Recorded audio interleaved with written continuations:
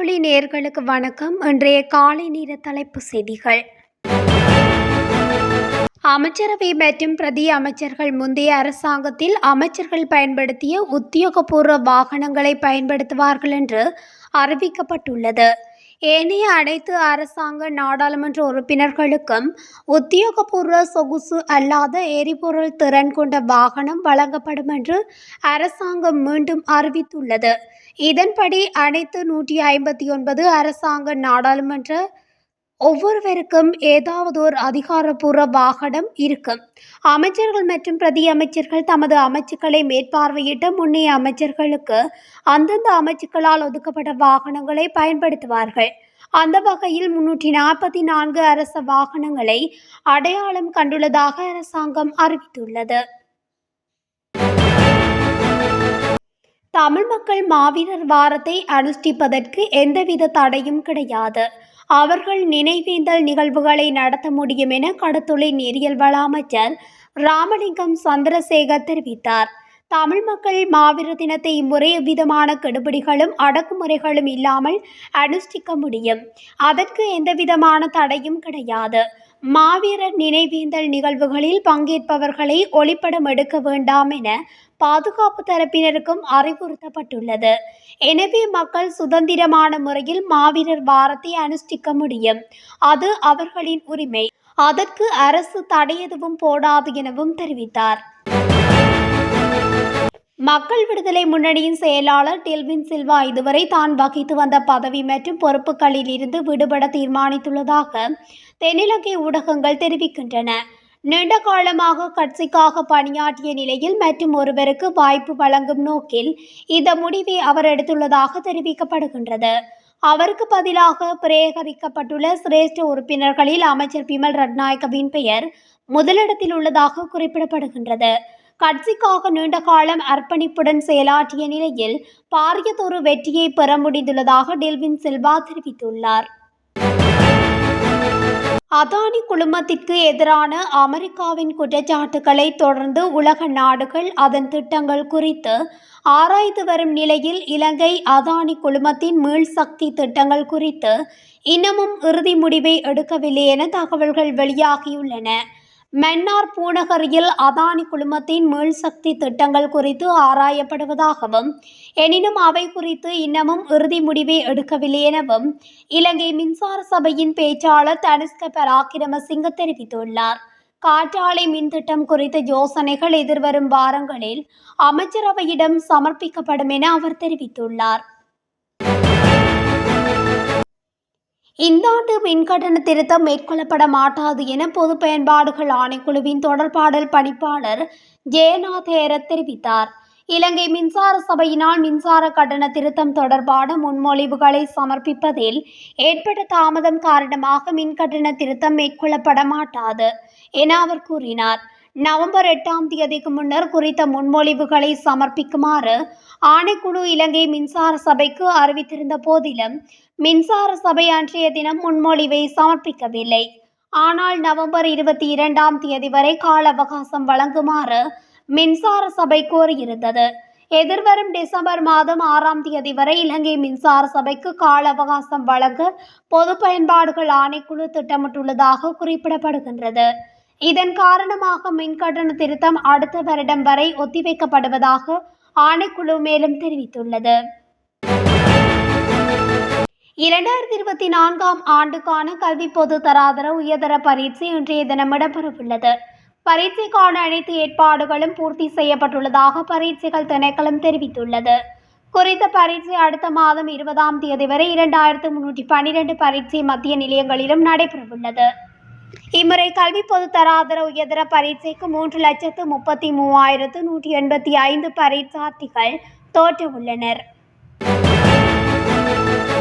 சூறாவளி உருவாகி இன்று இரவு 2 மணிக்கு கிழக்கு மாகாணம் மற்றும் கல்முனையை தாக்கும் என்று பரப்பப்படும் வதந்திகளை நம்ப வேண்டாம் என அறிவுறுத்தப்பட்டுள்ளது. மட்டக்களப்பு மாவட்ட அனர்த்த முகாமைத்துவ நிலையத்தின் உதவி பணிப்பாளர் இந்த அறிவுறுத்தலை வழங்கியுள்ளார். அவ்வாறு ஒன்று உருவாகும் பட்சத்தில் மக்களுக்கு அது தொடர்பில் மாவட்ட அனர்த்த முகாமைத்துவ நிலையம் ஊடாக உடனடியாக அறிவிக்கப்படும் என்பதனையும் மிகவும் பொறுப்புடன் அறிய தருகின்றோம். மேலும் வங்காள விரிகுடாவில் ஏற்பட்டுள்ள தாளமுக்கம் காரணமாக அதிக மழைவீழ்ச்சி கிடைக்கக்கூடிய வாய்ப்பு காணப்படுவதனால் அனைவரும் வெள்ள அனர்த்தத்துக்குரிய முன்னாயத்தங்களை மேற்கொள்ளுமாறு கேட்டுக்கொள்ளப்படுகின்றீர்கள் என குறிப்பிட்டுள்ளார். அரச கடன் முகாமைத்துவ சட்டத்தை இன்று முதல் நடைமுறைப்படுத்தும் வகையில் அதிவிசேட வர்த்தமானி அறிவித்தல் ஒன்று வெளியிடப்பட்டுள்ளது. ஜனாதிபதி அனுரகுமார திசாநாயக்கவின் கையொப்பத்துடன் இந்த அதிவிசேட வர்த்தமானி அறிவித்தல் வெளியிடப்பட்டுள்ளது. கடந்த ஜூன் மாதம் 7ஆம் தேதி அரச கடன் முகாமைத்துவ சட்டம் மூலம் திருத்தங்களுடன் நாடாளுமன்றத்தில் நிறைவேற்றப்பட்டுள்ளது. இந்த சட்ட மூலத்தில் அரசாங்கம் சார்பில் கடன் பெறுதல், கடன் வழங்குதல் மற்றும் பொது கடன் வழங்குதல், கடன் முகாமைத்துவ அலுவலகம் அமைத்தல் ஆகிய பணிகள் உள்ளடங்கப்பட்டுள்ளன. நாடாளுமன்ற உறுப்பினர் ரவி கருணாநாயக்க முன்னாள் ஜனாதிபதி ரணில் விக்ரமசிங்க மீது பாரிய குற்றச்சாட்டை முன்வைத்துள்ளார். நல்லாட்சி அரசாங்கத்தில் மத்திய வங்கி தமது நிர்வாகத்தின் கீழ் இருக்கவில்லை எனவும் ரணில் விக்ரமசிங்கவின் கீழ் இயங்கியதாகவும் தெரிவித்துள்ளார். அப்போதைய பிரதமர் ரணிலின் கீழ் மத்திய வங்கி இயங்கியதுடன் அரச வங்கிகள் கபீர் ஹாசிமின் கீழ் இயங்கியதாக தெரிவித்துள்ளார். இவ்வாறான ஓர் பின்னணியில் தொடர்பு இல்லாத தம் மீது மத்திய வங்கி பிணைமுறை தொடர்பில் குற்றச்சாட்டு சுமத்தி வருவதாக தெரிவித்துள்ளார். தாம் ஓர் பட்டய கணக்காளர் எனவும் வயிற்று பிழைப்பிற்காக தாம் அரசியல் செய்யவில்லை எனவும் உண்மையில் குற்றம் இழைத்திருந்தால் இவ்வாறு இருக்க முடியாது எனவும் அவர் தெரிவித்துள்ளார். ஆசியாவின் மிகச்சிறந்த நிதி அமைச்சராக தாம் தெரிவு செய்யப்பட்டதாக அவர் தெரிவித்துள்ளார். தாம் சிறந்த முறையில் பணியாற்றிய போது அதற்கு தடைகள் ஏற்படுத்தப்பட்டதாக குறிப்பிட்டுள்ளார். தேசிய மக்கள் சக்தியின் நாடாளுமன்ற உறுப்பினர்கள் எவரும் சம்பளம் பெற்றுக்கொள்ளப் போவதில்லை என கடத்தொழில் மற்றும் நேரியல் வள பிரதி அமைச்சர் ரத்ன கமகே தெரிவித்துள்ளார்.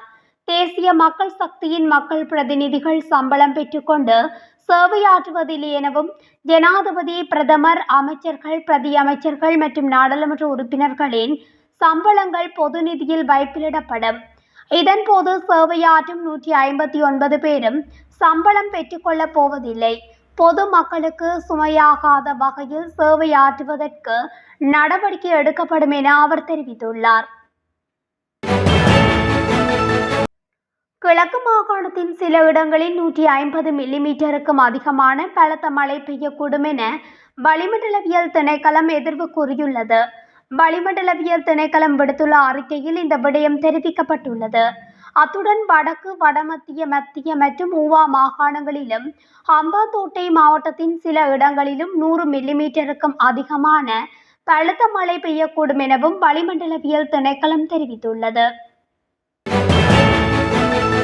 நாட்டின் கல்வித்துறையை கட்டியெழுப்புவதற்கு அரசாங்கம் பிரதான கவனத்தை செலுத்தியுள்ளதாக பிரதமர் ஹரணி அமரசூரிய தெரிவித்துள்ளார்.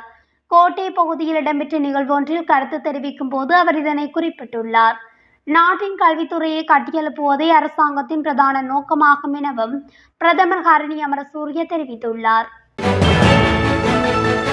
தொல்பொருள் பெறுமதியான பகுதியை அகழ்வதற்கு அல்லது அகழ்வாராய்ச்சி செய்ய வந்தவர்கள் என சந்தேகிக்கப்படும் 2 இராணுவத்தினர் உட்பட 11 பேர் கைது செய்யப்பட்டதோடு 3 கார்கள் மற்றும் ஒரு கெப்பண்டி வெளிக்கந்த நாமல்கம பிரதேசத்தில் கைப்பற்றப்பட்டதாக வெளிக்கந்த போலீசார் தெரிவிக்கின்றனர்.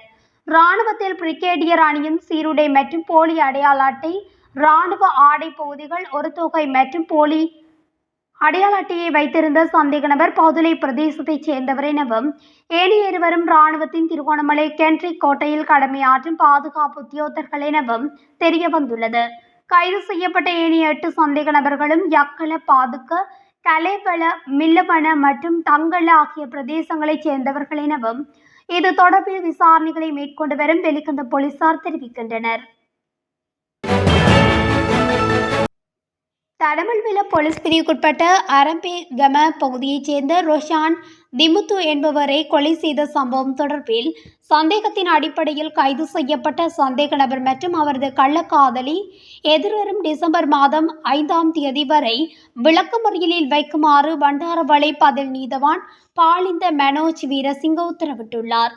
சந்தேக நபர் மற்றும் கொலை செய்யப்பட்டவரும் தடமல்வில கம்பேகமுவ சூரியகுட பிரதேசத்தில் வசிக்கும் விதவை பெண் ஒருவருடன் தகாத உறவில் இருந்துள்ளனர்.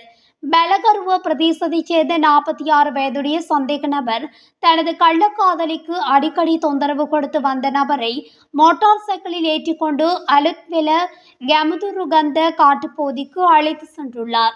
இவ்வாறு காட்டுக்குள் அழைத்து சென்று தலையை துண்டித்துள்ளார். அவ்வாறு துண்டிக்கப்பட்ட தலையை வேறு இடத்தில் புதைத்து உடலின் மற்றிய பகுதி கவந்தா கால்வாய் அருகே வீசியுள்ளார். அதற்கமைய உயிரிழந்தவரின் உடல் பாகங்கள் பிரேத பரிசோதனைக்காக தியத்தலாவை ஆதார வைத்தியசாலைக்கு கொண்டு செல்லப்பட்டதை அடுத்து நிபுணர் சட்ட வைத்திய அதிகாரி WNKP விஜயதுங்க விசாரணைகளை மேற்கொண்டார். சந்தேக நபர்கள் பண்டாரவளை நீதவான் நீதிமன்றில் ஆஜர்படுத்தப்பட்டதன் பின்னர் விளக்கமறியலில் வைக்கப்பட்டுள்ளமை குறிப்பிடத்தக்கது. இத்துடன் தமிழொலியின் இன்றைய காலை நேர தலைப்பு செய்திகள் நிறைவடைகின்றன. தொடர்ச்சியாக செய்திகளை அறிந்து கொள்ள தமிழொலி ஊடகத்துடன் இணைந்திருங்கள். நன்றி, வணக்கம்.